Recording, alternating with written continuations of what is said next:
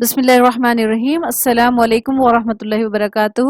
یہ کال میں وظیفہ لے کر آئی ہوں ان لوگوں کے لیے جو خاص طور پہ رزق کے لیے پریشان ہوتے ہیں کہ ہمارے معاشی مسائل ہیں، تو ان کے حل کے لیے بہرحال کوشش ہمیں لازمی کرنی ہے، اور پھر اللہ تعالیٰ اپنی رحمت سے ضرور عطا فرمائیں گے انشاءاللہ تعالیٰ۔ جیب خالی ہے تو صرف 11 دن سورۃ کہف پڑھیں۔ اگر کوئی شخص غربت کا شکار ہو، اس کی روزی کا کوئی ذریعہ نہ بن رہا ہو، تو اسے چاہیے کہ 11 دن تک سورۃ کہف کو بعد از نماز عشاء، یعنی نماز عشاء پڑھ کر نماز عشاء پڑھ لے، اس کے بعد اس کو پڑھے۔ انشاءاللہ اس کی روزی میں فراغی کا سبب بن جائے گا۔ تو اللہ تعالیٰ اس کی برکت سے، اس دعا کی برکت سے، اس صورت کی برکت سے اس انسان کو بہت ساری روزی بھی عطا فرمائے گا۔